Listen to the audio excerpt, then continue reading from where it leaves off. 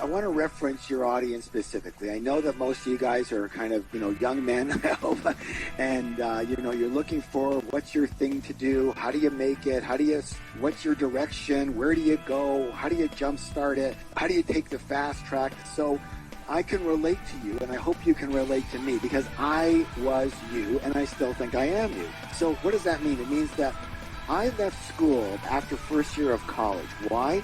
Because it wasn't going fast enough for me. I wanted to become a millionaire, and I'll get into the rationale as to why. But my parents basically taught me that money meant survival. They came from Europe, and they had nothing when they came. A half a loaf of stale bread on the boat. They were right off the boat, and I'm kind of proud to say that. They came with nothing. They created a little bit of a life here, but they taught me, they conditioned me to believe that money meant survival. Not that money meant, a nicer life, a better car, a nicer stuff for your family, more security. It didn't. It meant survival. You have money, you live. You don't have money, you die. It's as simple as that. So, for me, money was everything. And I had to become a millionaire, the more the better, in order to feel survival. That's what I had to do. After first year of college, I thought I was going to be a lawyer. I went to a couple of lawyer classes at the end of first year to kind of, you were allowed to go and test things out. After 2 classes, I said, I'm never going to do this. Yeah, this is all about rules. I'm anti-rules. Forget it. So I didn't know what to do anymore. I went home. I said to my parents, I said, everybody listen to this. I'm going to take the proverbial year off and get my head together and see where I really want to go. Well, of course, that year then that was for the rest of my life, and I never went back to school. And so listen to this, everybody, for the next 12 years, I was going for it. I was hungry. I was one of these people. I didn't have money issues. I wasn't thinking, money's bad, rich people are greedy. No, I wanted to be a millionaire, and the faster and the better. That's all I knew. For 12 years, I struggled, and I mean struggled. And I was kind of voted in school like most likely to succeed. I always had the ideas. I was the action guy. I was a bit of a leader, and I was hurt. What does that mean? It means I was trying my best, but I was broke 90% of the time. I was so discouraged. I was so disappointed in myself that I'm going to be honest with everybody here. For several months at one point, I covered the mirrors in my apartment. I couldn't even look at myself. I was disgusted with myself. I didn't know what. I had gone through my 4th business in a row that had failed in the same year. So I ended up in those 12 years with 14 different businesses and 12 different jobs, trying to find myself, trying to find what is it going to be? How am I going to make it? If I just find, and listen to this, everybody, this is what a lot of people think that's a mistake. And here it is. If I just find the right vehicle, the right race car, the thing that's moving and grooving and everybody's buying today, if I just hop on that, I'm going to get rich. I was positive that was the way to do it. There was no way to change my mind. In fact, I still own the very first issue, the inaugural issue of Entrepreneur magazine. And when that came out, I said, this magazine is for me. This is my magazine. And I was positive, just give me the right vehicle. I'm going to jump on it. I'm going to fly. Guess what, everybody? It didn't work. It didn't happen for me. And so finally, I'm going to tell you something that I thought I would never happen. And here's what happened. I was living in the basement of my parents' home. I had to move back because I had no money. I hope nobody can relate to this, but I'm sure a lot of you can, okay? I had to move home. I was now 26 years old.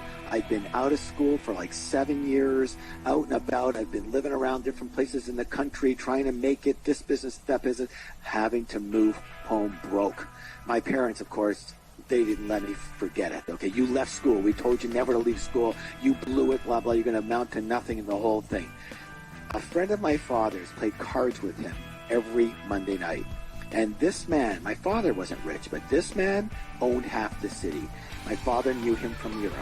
And this guy, I'm telling you, he owned half the apartment buildings and all of it. Where I lived, it was in Toronto at the time. This guy was wealthy. If he wasn't a billionaire, I don't know what he was, but he was a quiet guy, wealthy, wealthy, wealthy. I come up the stairs. He sees me. He says, how you doing? He says, don't answer. I know how you're doing. Terribly. Your father says that you're a bum. Oh, great, thank you. He says, here's the thing, my friend. He says, if you're not doing as well as you'd like to be doing, obviously there's something you don't know. Now, being a young, brash man at the time, I thought I knew what? Everything. But I listened to him only because he was rich. And I said, okay, so what do I need to do? He says, let me ask you a question. What do you want? I said, I just want to be rich. I just want to be well off. He says, that's not a very good goal, but if that's what you want, you can go there first and then see that doesn't quite work by itself. But hey, you'll have to figure it out. I said, listen, if I get rich, I'm happy to figure things out after that. How many of you can relate to this, right? So he says very simply, he says, well, what do you want to do? I said, I want to get rich. He says, so do you know how to do that? I go, well, obviously not. He says, so how do you think you're going to find out? I said, I don't know. He says, why do you have to reinvent the wheel? Why don't you do what rich people do? I said, what? He says, if you want to get rich, why don't you just do what rich people do? And nobody ever said that to me. I never read that in one book. I never heard that on any CDs, tapes, nothing. If you want to get rich, just do what rich people do. I said, so what do rich people do? He says, that you need to find out for yourself. If I tell you, you won't do it. I said, well, how do I find out? He says, how do you find out anything? Learn it. So I wasn't doing anything anyway, so I spent the next 6 months, I was still broke, studying rich people. I read books, I read magazines, I read articles, I read everything on rich business people because that's how I wanted to make it. And I developed 7 steps that I found that they seem to all have in common that I saw. So I went to his office and I said, his name was Samuel, and I said, Samuel, I wanted to talk to you. So he made me sit in his office waiting for him for 4 freaking hours. This guy was a little man. I sat in his office for 4 hours in the waiting room. Finally lets me in, and he says, what do you want? I said, I've been waiting. He says, I don't care how long you've been waiting. What do you want? I said, I wanted to tell you my 7 steps. He says, get out, don't tell me, do it, see if they work. And he slammed the door. So I was beside myself, and I said, okay, well, I'm just going to do what he said. So I had no money. I borrowed $2,000 on my credit card, my Visa card, and I opened a situation where I was, I'm going to go back in a second here and tell you why I opened this, but I opened one of the first retail fitness stores in the world. Exercise equipment store, retail, okay, selling exercise equipment primarily for the home.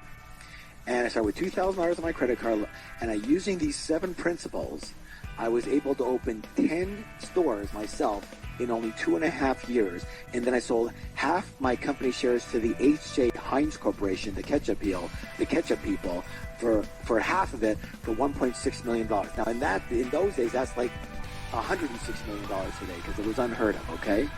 And so all of a sudden, in 2 years, I was a millionaire, starting with nothing, okay? And so there's a lot of lessons to be had from that.